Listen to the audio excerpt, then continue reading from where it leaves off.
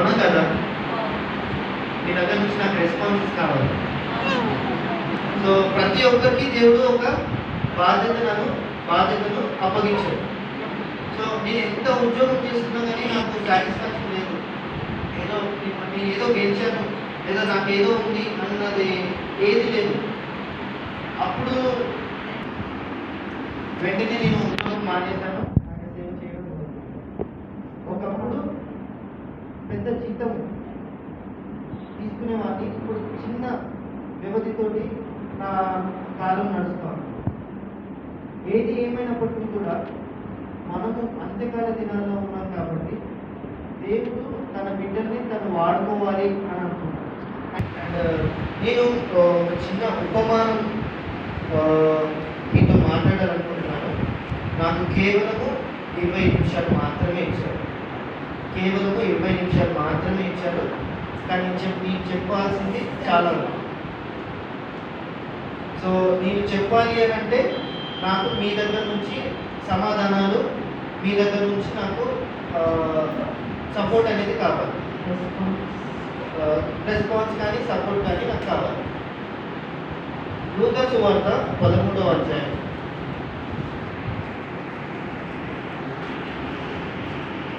లూకా సువార్త 13వ అధ్యాయం.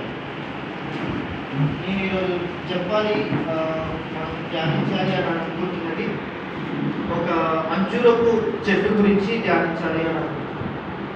నాకు తెలిసి అందరికీ ఈ స్టోరీ తెలుసు అనుకుంటాను. నాకు రెస్పాన్స్ కావాలి. అందరికీ ఈ స్టోరీ తెలుసా అనుకుంటున్నాను. తెలుసా? తెలుసు. లూకా సువార్త మరి 6వ వచనం, 11వ అధ్యాయం 6వ వచనం నుంచి ఈ ఉపమానం అనేది మొదలవుతుంది.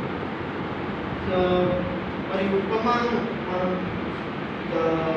ఉపమానం గురించి మనం మాట్లాడుకునే ముందు అసలు ఈ కాంటెక్స్ట్ ఏంటి, దీని యొక్క బ్యాక్గ్రౌండ్ ఏం జరుగుతుంటే క్రీస్తు వారు ఈ ఉపమానము తెలియజేశారు అనేది మనము మొదటి కొన్ని వచనాలు మనం చూసుకోగలుగుతాం. ఎవరైనా 13వ అధ్యాయము మొదటి వచనము. పిలాతు గలిలయైన కొందరి రక్తము వారి కరులతో కలిపి ఉండెను. ఆ కాలమున అక్కడ నిన్న కొందరు ఆ సంగతి యేసుతో చెప్పగా ఆయన వారితో ఇట్లనెను. సో అక్కడ ఎవరున్నారండి? పీలాతు గలిలయలో కొంతమంది, ఎవరిని? కొందరి రక్తం. వాళ్ళు ఏం చేస్తున్నారండి?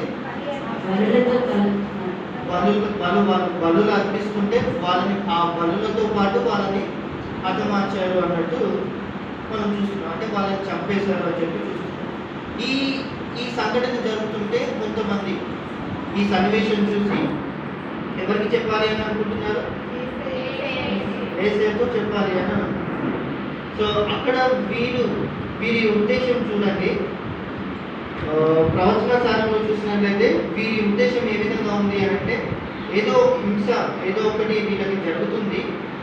వీళ్ళకి జరగడము అంటే వీళ్ళు ఏదో పాపం చేశారు కాబట్టి వీళ్ళకి ఈ విధంగా జరుగుతుంది, ఈ విధంగా శిక్ష దేవుడు ఇస్తున్నాడు అని చెప్పి వీళ్ళ లోపల మనసులో ఎవరికి కనబడదండి, వీళ్ళ మనసులోనే ఆనందపడుతూ ఉంటారు. వీళ్ళు ఇట్లాంటి వాళ్ళు కాబట్టి వీళ్ళకి ఇలా జరిగింది అని చెప్పి లోపల సంతోషంతో ఇలా జరుగుతుంది అని చెప్పి క్రీస్తు వారికి చెప్పడానికి కూర్చున్నారని చెప్పి మీరు వింటున్నారు.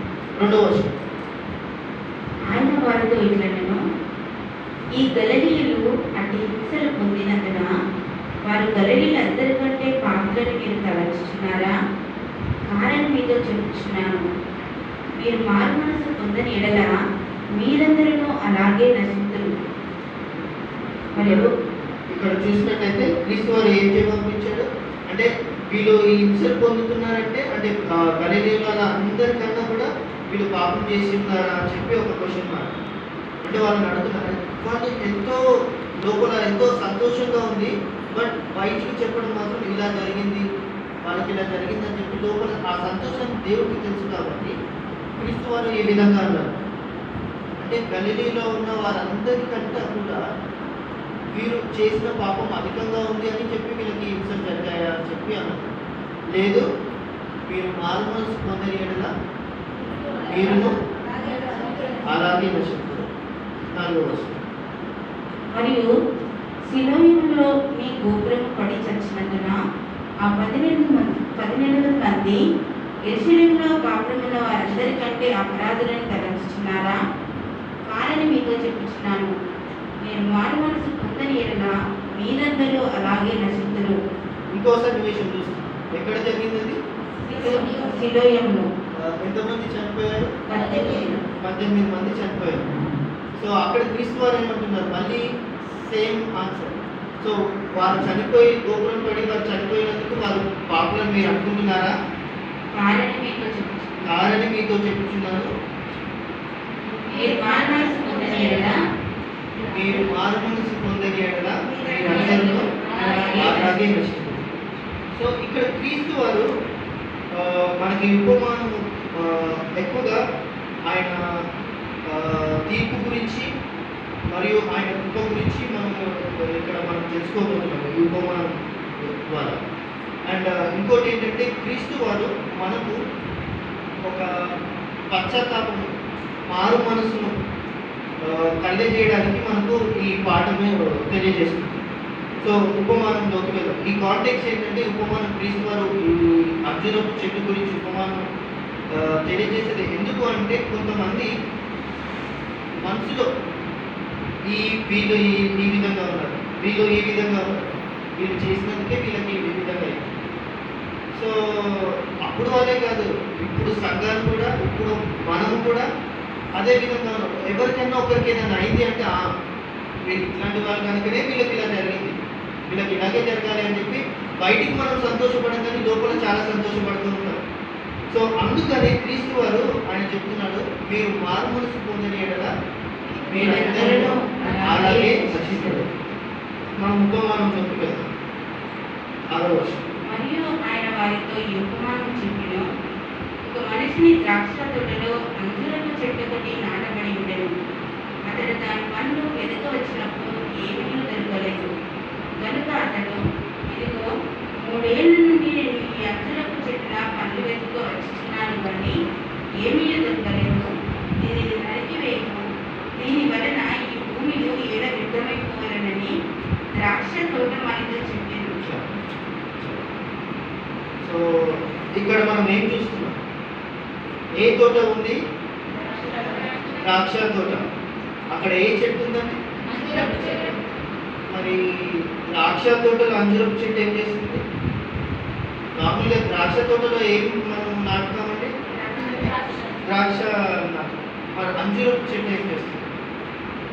అదొకసారి మీరు గుర్తుంచుకోండి. సో ఇక్కడ ఒక ద్రాక్ష తోటలో అంజూరపు చెట్టుని ఒక యజమాని వారి యొక్క పాయింటేస్తారు పని వారితో నాటిపించాడు. సో ప్రతి సంవత్సరము అది ఒక ఫలాన్ని ఇస్తుందేమో అని చెప్పి ఎంతో ఆశతో దేవుడు అక్కడ ఆ ఓనర్ ఎవరైతే ఉన్నారో ఆ యజమాని అతని దగ్గరకు వస్తాడనమాట. ఆ వినియాడ్లోకి, ఆ ద్రాక్ష తోటలోకి ప్రతి సంవత్సరం ఫలము ఆ చెట్టు ఫలాన్ని ఫలిస్తుందేమో అని చెప్పి ప్రతి సంవత్సరం వస్తున్నాను.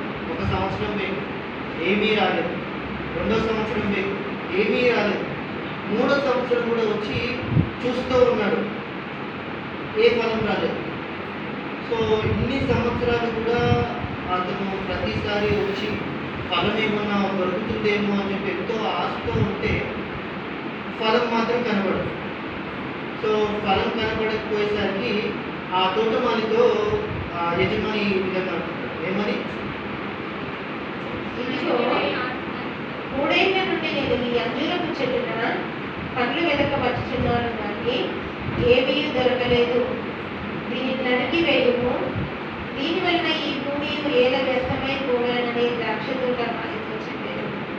సో ఇక్కడ 3 సంవత్సరాల నుంచి వస్తున్నాడు కానీ నాకు దీని నుంచి ఏమీ దొరకలేదు. సో ఈ చెట్టు ఉండడం వల్ల భూమి వ్యర్థమైపోయిందంట. భూమి వ్యర్థమైపోయి దీనివల్ల ఉపయోగం ఏం లేదు. ఈ చెట్టు ప్లేస్లో ఇంకేదైనా చెట్టు పెడితే ఫలాన్ని ఫలిస్తుందేమో అని చెప్పి దాన్ని నరికివేయమని చెప్పి అంటున్నాడు. మనం ఒక్కసారి యెషయా 5వ అధ్యాయం చూసుకుందాం. నేను చాలా క్లుప్తంగా చెప్పేస్తున్నానండి, చాలా డీప్ సబ్జెక్ట్.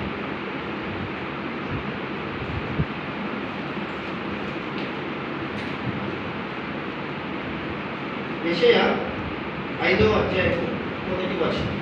నా భయం గురించి పాడేదని వినుడి, అతని ద్రాక్ష తోటను బట్టి నాకు ఇష్టడైన వాని గురించి పాడేదని వినుడి. సత్వ భూమి గల కొండ మీద నా ప్రియునికి ఒక ద్రాక్ష తోట ఉండెను. సో ఇక్కడ ఒక ప్రియుని గురించి యెషయా తెలియజేస్తున్నాడు. ఆ ప్రియుడు ఎవరు?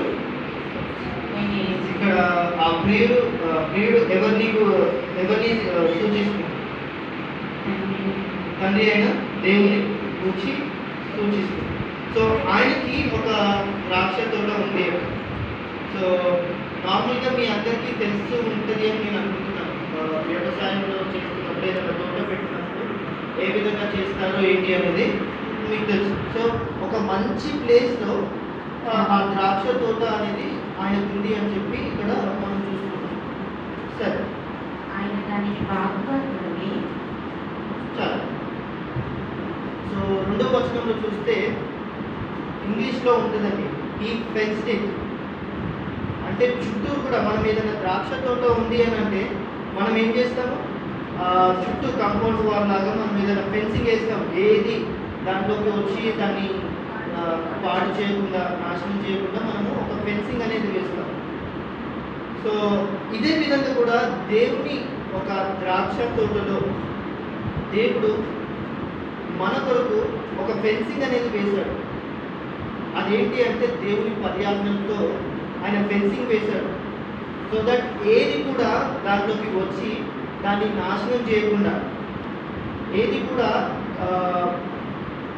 దానికి వచ్చే ఫలాలను దొంగలించకుండా, లేదా ఆ లోపల ఉన్న చెట్లను నాశనం చేయకుండా ఆయన జాగ్రత్తగా ఫెన్స్ చేశాడు. దేనితోటి? ఆయన 10 ఆజ్ఞలతోటి ఆయన కంచెగా వేశాడు అనమాట. మనకి ఏమీ కాకుండా ఉండాలి అన్నట్టు. సో అది వేసినప్పుడు కూడా మరి ఎక్కువ శాతం ఏం జరుగుతుంది? బయట నుంచి ఏదైనా వచ్చి లోపల ఉన్న వాటిని కంచెలు తెంచి లోపల ఉన్న వాటిని నాశనం పాడు చేయాలని లేదా నాశనం చేయాలని చూస్తూ ఉంటుంది సాధారణంగా. కానీ ఇక్కడ మనం చూసుకున్నట్లయితే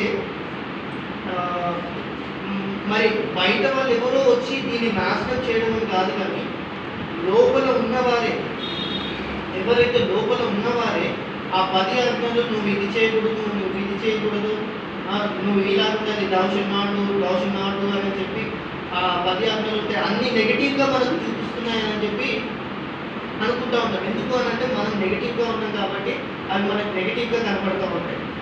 సో ఎవరైతే లోపల్లో నుంచి ఉన్నవారో వాళ్ళే కంచె తెప్పుకొని బయటకు పోవాలి అనుకుంటున్నారు. ఆయన ఇచ్చిన ఆ సేఫ్టీ నుంచి బయటికి వెళ్ళిపోవాలి. దేవుడు ఈ విధంగా చేయదు, ఈ విధంగా చేయాలి అని చెప్పి అంటున్నాడు అని చెప్పి అది మాకు వద్దు, మేము స్వేచ్ఛగా జీవించాలి అని చెప్పి ఆ కంచె నుంచి తెచ్చుకొని బయటికి వెళ్ళాలి అని చూస్తూ ఉంటారు అన్నమాట. ఆ తర్వాత బాగుగా త్రొవ్వి రాళ్ళను ఏరి సో నార్మల్గా ఏదైనా తోట వేయించాలి అని అంటే మనం ఒక భూమిని చూసిన వెంటనే, పైన చూసిన వెంటనే ఓకే బాగుంది ఇక్కడ వేసేయచ్చు అని అనుకుంటాము. ఒక చక్కని తోటమాలి ఉన్నట్లయితే అతను ఏం చేస్తాడు?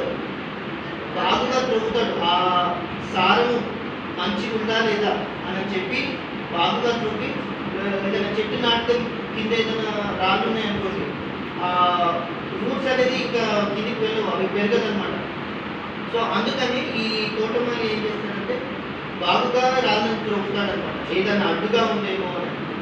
సో మనకు కూడా మనము దేవునికి దూరంగా ఉండకుండా, దేవునికి మనకి ఏదైనా అడ్డుగా ఉన్న ప్రతి ఒక్కటి కూడా దేవుడు తీసేస్తున్నాడు. రాళ్ళ రూపంగా ప్రతి ఒక్కటిని ఆయన మన పాపంనే కానీ మనకున్న ప్రతి విధమైన అడ్డుగోడని, ప్రతి విధమైన వాటిని తీసివేసి దేవునికి దగ్గరగా ఉండడానికి, అంటే ఆ చెట్టు మొలవడానికి, మంచి ఫలాన్ని ఇవ్వడానికి ఆయన అక్కడ బాగుగా త్రొవ్వి ఆ రాళ్ళను తీసివేస్తున్నారు. ఆ రాళ్ళను తీసివేసి తర్వాత ఏం చేశాడు?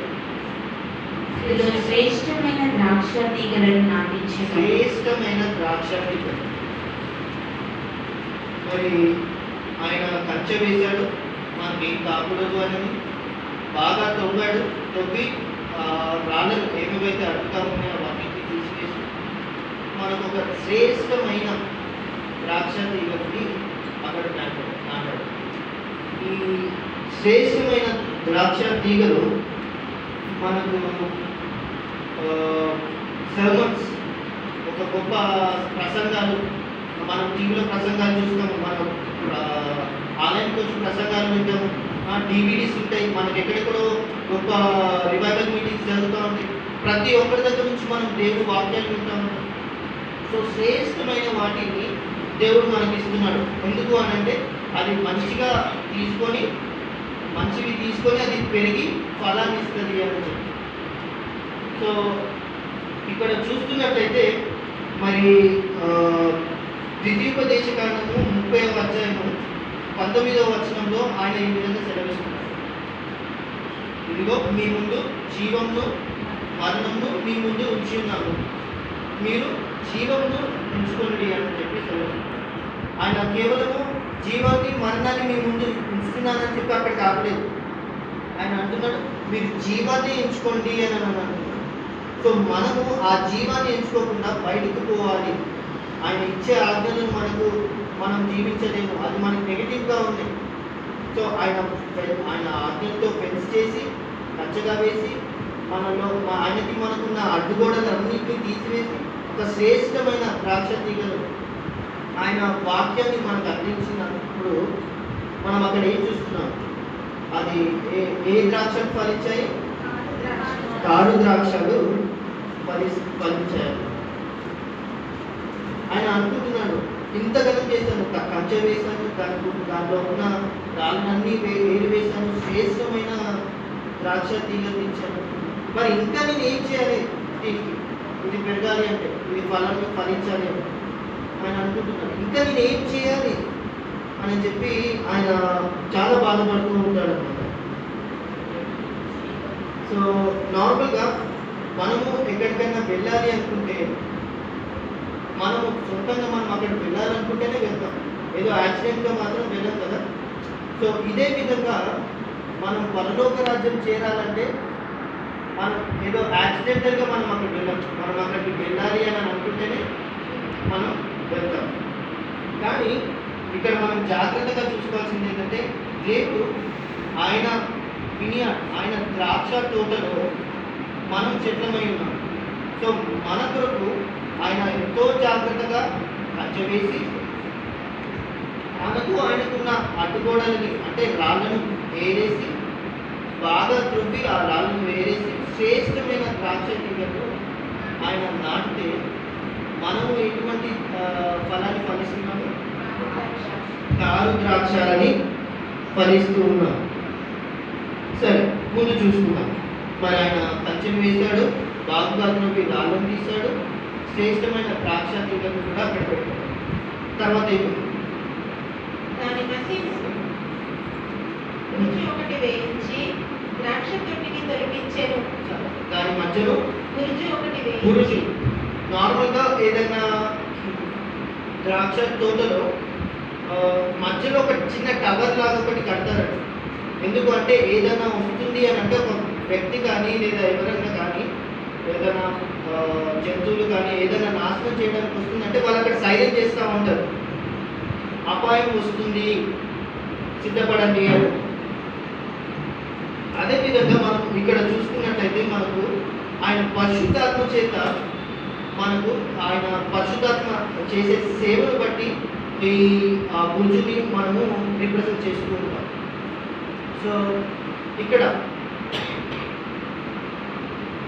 ఆ పరిశుద్ధాత్మ మనకు ఎల్లప్పుడూ కూడా ఏదైనా తప్పిదము జరుగుతుంది లేదా ఏదైనా అపాయం వస్తుంది అన్నప్పుడు వెంటనే ఆయన సైరన్ మోగిస్తూ ఉంటాడు, ఏదో జరుగుతుంది, జరగబోతుంది, సిద్ధంగా ఉండండి అని. ఆయన పరిశుద్ధాత్మ మనకు ఆ విధంగా సేవ చేస్తుంది. అయినా కానీ కూడా మన మనసు మాత్రం మారట్లేదు. కానీ ఒకవేళ ఒకవేళ ఆ మధ్యలో ఉన్న వ్యక్తి లేదా మధ్యలో ఆ టవర్లో ఉండే సైరన్ మోగించే వ్యక్తి మరి మోగిస్తూ ఉన్నాడు, ఏదో అపాయం వస్తుంది సిద్ధపడండి అని మోగిస్తూ ఉన్నంత కూడా మనం నిర్లక్ష్యంతో ఉంటే ఏదో ఒకసారి ఆ సైరన్ అనేది ఆగిపోతుంది. అప్పుడు మన పరిస్థితి ఏంటి? ఇది చాలా జాగ్రత్తగా ఆలోచించాలి. పరిశుద్ధాత్మ దేవుడు కూడా మనకు ప్రతిసారి ఏదైనా తప్పిదం చేస్తుంటే, ఏదైనా అపాయం వస్తుంది అని అంటే ఆయన మనకు ఒక సైరన్ లాగా మోగిస్తూ ఉంటాడు. అపాయం వస్తుంది, నువ్వు జాగ్రత్తగా ఉండాలి, దేవుడి నుంచి తొలగిపోకూడదు అని చెప్పి నీకు ఒక సైరన్గా ఇస్తూ ఉన్నాడు. సో మనము ఒక ఇక్కడ ఆదికాండము 6వ అధ్యాయము 3వ వచనంలో చూసుకున్నట్లయితే ప్రతిసారి కూడా దేవుని ఆత్మ మనుషులతో వాదించదు. సో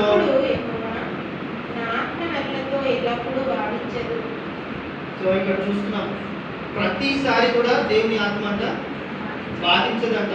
అది చెప్తూనే ఉంటుంది, సైరన్ హెచ్చరిస్తూనే ఉంటుంది. ఒకానొక సమయంలో మనం నిర్లక్ష్యంగా ఉన్నట్లయితే ఒకానొక సమయంలో ఆ సైరన్ అనేది ఆగిపోతుంది. అప్పుడు ఏం జరుగుతుంది? ఆ అపాయం ఏంటో మనం వీడికి వచ్చేస్తుంది. సరే, ఇంతగానం కూడా చేస్తున్నాను, నేను దీన్ని ఏ విధంగా వదిలిపెట్టగలను, దీనికి నేను ఇంకా ఏమి చేయగలను అని చెప్పి ఎంతో బాధపడుతూ ఉన్నాడు అనమాట. ఓ ఎఫ్రాయిమా, నిన్ను నేను ఏ విధంగా విడవను అని చెప్పి ఆయన ఎంతో బాధపడుతున్నాడు. సరే, మరి ఇంతగానం చేస్తున్నాను కదా, కంచె వేశాను, రాళ్ళని అన్నింటినీ తొప్పేశాను, చక్కని ద్రాక్ష తీగలను నాటాను, మరి దానికి హెచ్చరికగా గురుజు అంటే పరిశుద్ధాత్మ హెచ్చరిక అనేది కూడా నేను ఇచ్చాను. ఇంకా నేను ఏం చేయాలి, నేను ఇంకా ఏం చేయాలి దీనికోసం అని చెప్పి సరే పోనీ అని చెప్పి మనం నెక్స్ట్ చూసుకుంటాం. ఏముందండి? ద్రాక్ష గురుజు తర్వాత ఆయన ఏం పెట్టాడండి? ద్రాక్ష తోటలో ద్రాక్ష తోటి. అందరికీ ద్రాక్ష తోటి అంటే తెలుసా? నాకు మీ దగ్గర నుంచి రెస్పాన్స్ లేదు. ద్రాక్ష తోటి అంటే తెలుసా తెలీదా? తెలియదు. నార్మల్గా ద్రాక్ష తోటలో ఒక తొట్టి ఉంటుంది, దాంట్లో ద్రాక్షలను వేసి దాన్ని తొక్కుతూ ఉంటారనమాట. సో దట్ ఆ రసం వచ్చి దాన్ని బయట అమ్ముకోవడానికి ఉంచుతారు. సో అదేవిధంగా ఆయన కంచెను వేశాడు, రాళ్ళను చూపేశాడు, శ్రేష్టమైన ద్రాక్ష తీగలను పెట్టాడు, మనకు ధైర్యంగా అంటే ఆయన మనకి హెచ్చరికగా పరిశుద్ధాత్మను మనకు ఇచ్చాడు. ఇంకా మనము ఆయన మాట వినక నిర్లక్ష్య స్వభావంతో ఉంటే ఆయన అనుకుంటున్నారు, అట్లీస్ట్ ఇప్పుడు నేను ఆ ద్రాక్షతోటి అనే ఒక గొప్ప స్ట్రగల్, ఒక బాధ లేదా అపాయం ఏదైనా వచ్చినట్లయితే నా తప్పు తిరుగుతారేమో అన్న ఒక్క ఆశతో ఆయన ఆ ద్రాక్ష తొట్టి అనే ఒక అపాయం లేదా బాధను మనకు అనిపిస్తుంది. సో దట్ మనకి ఏదైనా వచ్చినప్పుడు అప్పుడైనా కానీ దేవుని తట్టు తిరుగుతామేమో. ఆయన అంతగా చూస్తూ ఉన్నప్పుడు మనం ప్రతి ఒక్కటి చూస్తున్నాం. ద్రాక్ష తోటలో ఏమేమి ఉండాలో ప్రతి ఒక్కటి చూసాం. ప్రతి ఒక్కటి మన కొరకు దేవుడు అన్నీ చేస్తున్నాడు. 10 ఆజ్ఞలతో మనకు కంచె వేసి మనకు ఆయనకు అడ్డుగోడగా ఉన్న ప్రతిదీని కూడా తీసివేసి శ్రేష్టమైన వాక్యంతో మనల్ని నింపి నాటి మనము ద్రాక్షాలు ఫలించాలి అని చెప్పి మనకు ఏమిచ్చాడు? ఏదైనా అపాయం వస్తుందేమో, వీరు సిద్ధపాటు పడతారేమో అని చెప్పి పరిశుద్ధాత్మను మనకు అనుగ్రహించి, ఇవన్నీ అనుగ్రహించినాక కూడా మనము నిర్లక్ష్యంతో ఉండగా సరే ఇవన్నీ జరిగినా కానీ ఏదో ఒక అపాయం కలిగితే, ఏదో ఒక బాధ వీళ్ళకి కలిగితే తిరిగి నా యుద్ధకు వస్తారేమో, ఇప్పుడైనా కానీ కూడా మారు మనసు పొంది వీళ్ళు ఫలిస్తారేమో అని చెప్పి ఆ ద్రాక్ష తొట్టిని మనకు అక్కడ వారి మధ్యలో పెట్టి మనకు ఆ బాధను అనుగ్రహిస్తుంటారు. ఎందుకు అంటే ఇప్పుడైనా కానీ ఆ సమయంలో అయినా కానీ కూడా మనము మారుతామేమో, ఆయన యొద్దకు చేరుతామేమో అని చెప్పి ఆయన చూస్తూ ఉన్నాడు. సో ఒక్కసారి మనము పేతుర్ని క్రీస్తు వారు గలిలయ సముద్రంలో శిష్యులు ఆ ఓడలో వెళ్తున్నప్పుడు క్రీస్తు వారు వారికి ఎదురవుతారు. సో పేతురు నేను కూడా నీళ్ళలో నడుస్తాను అని చెప్పి నడుస్తూ ఉండగా అతను మునిగిపోతాడనమాట. మునిగిపోయినప్పుడు మరి అతనికి దేవుడికి ప్రార్థన చేయాలి. ఓ అబ్రాహాము దేవా, ఇస్సాకు దేవా, యాకోబు దేవా అని ప్రార్థన చేసేంత సమయం ఉందా? లేదు. కేవలం 3 మాటలు, దేవా నన్ను రక్షించు. సో మనకు కూడా దేవుడు ఇదే విధంగా తెలియజేస్తుంది. మనకు ఏదో గొప్ప అపాయము అనేది కాదు, కానీ మనకు వస్తూ ఉంటాయి బాధలు. మనకి ఇన్ని చేస్తున్నా కానీ కూడా మనం నిర్లక్ష్యంతో ఉండి ఉన్నాం కాబట్టి ఏదో ఒక ఆపద అనేది మనకు కలిగించి మనం ఆయన తట్టు తిరుగుతామేమో అని చెప్పి ఎంతో ఆశతో ఉన్నాడు. సో మనము ఏదైనా అపాయం వచ్చినప్పుడు నిర్లక్ష్యం చేయక మనం దేవుడి తట్టు తిరిగి దేవా నన్ను రక్షించు అని చెప్పి మనం ప్రార్థన చేసుకోవాలి. తిరిగి ఉపమానంలోకి వెళ్దాం. మరి 3 సంవత్సరాలు ఈ ద్రాక్ష తోటలో మరి అంజూరపు చెట్టు, ద్రాక్ష తోటలో అంజూరపు చెట్టు ఉంది. మరి అది 3 సంవత్సరాలు ఆయన వస్తూ ఉన్నాడు, వెళ్తూ ఉన్నాడు. ఫలాల గురించి ఎంతో ఆశతో ఎదురు చూస్తున్నాడు. మరి అది ఫలించిందా? లేదు. సో ఆ తోటమాలితో మరి సెలవించాడు ఏమని, ఎందుకు అంటే ఇది ఎంతో వ్యర్థంగా, భూమి వ్యర్థంగా పోతుంది దీనివల్ల ఉపయోగం లేదు, దీని వ్యర్థంగా ఉంది, దీన్ని నరికివేయండి అని. సో అప్పుడు ఆ తోటమాలి ఏమంటాడు? అయ్యా, మీరు దాని చుట్టూ త్రవ్వి ఎరుపు వేయి మట్టుకు ఈ సంవత్సరం కూడా ఉండనివ్వు. అది ఫలించినా సరే లేని ఎడల నరికించి వేయమని అతనితో చెప్పాను. అప్పుడు ఆ తోటమాలి ఏమంటాడు? సో అయ్యా, దీన్ని నేను మళ్ళీ తవ్వుతాను, మళ్ళీ దానికి ఎరువు వేస్తాను, మళ్ళీ దీనికి అన్నీ నేను చేస్తాను, మళ్ళీ ఇంకొక సంవత్సరాన్ని దీన్ని ఉండనివ్వు అని చెప్పి ఆ ద్రాక్ష తోటలో ఆ అంజూరపు చెట్టుని ఉండనివ్వు అని చెప్పి ఆ తోట యజమానితో ఆ ద్రాక్ష మాలి చెప్తూ ఉన్నాడు. మరి మనం కూడా దేవుడు మనకు అన్నీ అనుగ్రహించాడు. ఏ విధంగా అయితే పచ్చని వేసి అధ్యాత్మంతో మనకు ఆయనకున్న అడ్డుగోడలు తీసివేసి చక్కని శ్రేష్టమైన వాక్యానితో మనకు మనల్ని నాటి మనకు పరిశుద్ధాత్మని అనుగ్రహించి మనం అప్పటికి కూడా మారక మనకు నిర్లక్ష్య స్వభావంతో ఉండగా ఏదో ఒక బాధ వేదన వీళ్ళకి కలిగితే అప్పుడైనా కానీ వీళ్ళు మారి నా ఎందుకు వస్తారు అని చూసుకుంటారు. అప్పటికి కూడా ఏది లేదు. సో తోటమాలి ఇంకొక సంవత్సరం దీని ఉంటుంది, నేను మళ్ళీ చేస్తాను అంటే ఇంతవరకు ఈ తోటమాలి మరి దానికి ఏం చేయలేదా? దీన్ని తవ్వలేదా? దీనికి సాలం వేయలేదా? చక్కని శ్రేష్టమైన అవన్నీ దీనికి ఇవ్వలేదా? ఇచ్చి ఉన్నాడు. మరి ఇప్పుడు ఏదో కొత్తగా చేస్తానని చెప్పి మనం చూస్తున్నాం ఏంటి అంటే ఈయన ఇంకేదో కొత్తగా చేయబోతున్నాడా? లేదు.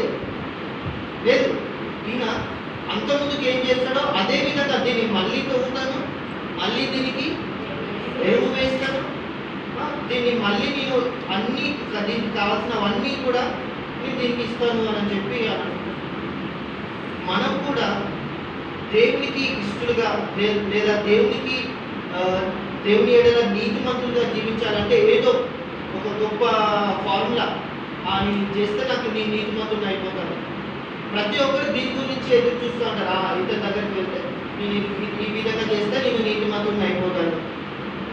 ఇదే విధంగా ఉంటారనమాట. మనం కూడా అలాగే ఉన్నాం. ఏది లేదండి, ఏ ఫార్ములా లేదు, ఏది లేదు. కేవలము ఇంతవరకు దేవుడు మనకు ఏవైతే ఇచ్చాడో అవే ఉన్నాయి. కానీ తప్పెక్కడ ఉందంటే మన దగ్గర ఉంది. మనము దాన్ని ఏ విధంగా తీసుకుంటున్నామో, మనము దాన్ని ఏ విధంగా నేర్చుకొని మనం పాటించి మనం జీవిస్తున్నాము. మనం ఏ విధంగా ఫలిస్తున్నాము అనేది ఉంది. ఆయన చేసేది అంతా కూడా చేస్తున్నాడు. ఆయన అంటున్నాడు, నేను ఇంకా ఏమి చేయాలి, దీనికి అన్నీ చేశాను, మరి నేను ఇంకా దీనికి ఏమి చేయాలి? సో ఇప్పుడు ఆ తోటలో ఆ అంజూరపు చెట్టుగా మనం అందరం ఉన్నాం. దేవుని తోటలో దేనికైతే అక్కడ స్థానం లేదో, అంజూరపు ద్రాక్ష తోటలో దేనికైతే స్థానం లేదో ఆ అంజూరపు చెట్టుని ఆ ద్రాక్ష తోటలో ఉంచాడు. అంటే దేవుని తోటలో స్థానము లేని అర్హులము కాని మనకు ఒక చోటునిచ్చాడు. మనం ఇక్కడ ఉన్నాము అంటే మనకు ఒక చోటు దేవుడు ఇచ్చాడు. మరి మనము ఏ విధంగా ఉన్నాము? ఈ చెట్టు, అంజురపు చెట్టు ఏ విధంగా ఉందో అదే విధంగా ప్రతి సంవత్సరం వెంబడి సంవత్సరం ఆయన వస్తూనే ఉన్నాడు. మన దగ్గర నుంచి ఏదైనా ఫలము వస్తుందేమో, మనకు ఆ చెట్టుకు కావాల్సిన ప్రతి ఒక్క ఆశీర్వాదము, ప్రతి ఒక్కటి ఆ చెట్టు తీసుకుంటుంది. అంటే మనము అంజురపు చెట్టులమైన మనకు కావాల్సిన ఆశీర్వాదాలు, ఈవులు ప్రతి ఒక్కటి మనం దేవుని దగ్గర నుంచి తీసుకుంటున్నాం. మనకు కావాల్సినంత దేవుని దగ్గర నుంచి తీసుకుంటున్నాం, కానీ ఫలం మాత్రం ఫలించట్లేదు. ఆయన అంటున్నాడు, భూమికి వ్యర్థమైపోతుంది దీనివల్ల, మన వల్ల భూమి వ్యర్థమైపోతుంది, దీన్ని నరికివేయనంటు. మీరు నేను ఫలించని ఎడల మనము ఏమైనాము? భూమికి వ్యర్థంగా, భూమికి ఒక భారంగా ఉండిపోయాము. అప్పుడు ఆయన ఏమంటున్నారు? నరికివేయము. మన ప్లేస్లో ఇంకేదైనా చెట్టు నాటబడితే అది ఫలిస్తుందేమో. వేరేళ్ళకి రావాల్సిన యొక్క ఆశీర్వాదాలు ప్రతి ఒక్కటి మనము తీసుకుంటున్నాము, కానీ ఫలం మాత్రం ఫలించట్లేదు. అదే మన ప్రదేశంలో వేరే ఒకరు ఉన్నట్లయితే వాళ్ళు ఫలిస్తారేమో ఆశీర్వాదాలు అన్నీ తీసుకొని. మనం ఏ విధంగా క్రీస్తు వారు అంటున్నాడు, నీకు ఫలించని ఎడల నువ్వు నరికివేయబడతావు. మరి ఇక్కడ ఏం జరిగింది? మరి తర్వాత సంవత్సరం మరి నరికివేయబడిందా? అలాగే ఉందా? క్రీస్తు వారు ఇక్కడ ఏం సెలవిచ్చారు? మరి బైబిల్ ఏం చెప్తుంది చూడండి. బైబిల్ ఉన్నాయి కదా, బైబిల్ ఏం సెలవిస్తుంది చూడండి. అది నరికివేయబడిందా? అలాగే ఉందా? నెక్స్ట్ క్వశ్చన్ చూడండి. అది ఫలించిన సరే, ఎరువేయ మట్టుకు ఈ సంవత్సరం కూడా ఉండనివ్వు. అది ఫలించిన సరే, లేని ఎడల నరికించి వేయమని అతనితో చెప్పాను. తర్వాత విశ్రాంతి దినమున సడన్ మరి ద్రాక్ష తోట నుంచి సడన్గా విశ్రాంతి దినానికి వెళ్ళిపోయింది. దీనికి సమాధానం ఎక్కడ ఉంది? మరి దీనికి ఏమైనట్టు? ఆ చెట్టు ఏమైనట్టు? మరి అది అదే విధంగా ద్రాక్ష తోటలో ఇంకా ఉందా? ఫలించిందా? లేదా ఫలింపక అది నరికివేయబడిందా? మరి సమాధానం ఏమైంది? క్రీస్తు వారు మనకు ఉపమానాల్లో 2 ఉపమానాలు సమాధానం లేకుండా ఉంటాయి. దాంట్లో ఈ ఉపమానం ఆ వచ్చే సంవత్సరం మరి ఆ చెట్టు అదే విధంగా ఉందా లేదా నరికివేయబడి? చిన్న కథ చెప్తాను, చిన్న కథ చెప్పి ముగిస్తాను. ఒక ఇంగ్లీష్ క్లాస్లో పిల్లలందరూ కూర్చున్నారు, టీచర్ ఉన్నారు. అందరికి మీరు ఏ విధంగా కూర్చున్నారో అందరూ అదే విధంగా పిల్లలు కూర్చున్నారు. అందరికీ సేమ్ బుక్, ఒకటే రకమైన బుక్, ఒకటే అట్ట, ఒకటే కలర్, అన్నీ సేమ్ ఉన్నాయి. సో ప్రతి ఒక్కరికి పుస్తకాలు ఇవ్వబడేవి. సో క్లాస్ స్టార్ట్ అయింది. ఒకరి తర్వాత ఒకరు ఓపెన్ చేస్తూ ఉన్నారు, చదువుతూ ఉన్నారు. తన తర్వాత తను అలా మెల్లిగా వెళ్ళింది. ఒకరి తర్వాత ఒకరు చదువుతున్నారు. ఎంతో ఇంట్రెస్టింగ్గా ఉంది, చాలా ఇంట్రెస్టింగ్గా ఉంది. అదే నెక్స్ట్ ఏమైతుంది, తర్వాత ఏమవుతుంది అని చెప్పి చాలా ఇంట్రెస్టింగ్గా ఉన్నారు. ఒకరి తర్వాత ఒకరు లేచి చదువుతున్నారు, ఒకరి తర్వాత ఒకరు లేచి పేజ్ తిప్పుతున్నారు, ఇంకో పేజ్ తిప్పుతున్నారు చదువుతున్నారు, పేజ్ తిప్పుతున్నారు చదువుతున్నారు, ఒకరి తర్వాత ఒకరు. మరి ఒక వ్యక్తి దగ్గరకు వచ్చేసరికి అతను పేజ్ తిప్పి చదువుకోసేసరికి మొత్తం బ్లాంక్గా ఉంది. సరే ఈ పేజ్ బ్లాంక్ ఉందేమో అని చెప్పి ఇంకో పేజ్ తిప్పాడు, అది బ్లాంకే ఉంది. మళ్ళీ ఇంకో పేజ్ తిప్పాడు, అది కూడా ఖాళీగానే ఉంది. సరే నా పుస్తకంలో ఈ విధంగా ఉందేమో అని, సరే నీ పుస్తకంలో చూడని చెప్పి ఇంకొన్నాడు, వాళ్ళకు పేజ్ తిప్పాడు, అది బ్లాంక్గానే ఉంది. వీళ్ళందరూ ఎంతో ఇంట్రెస్టింగ్గా ఉన్నారు.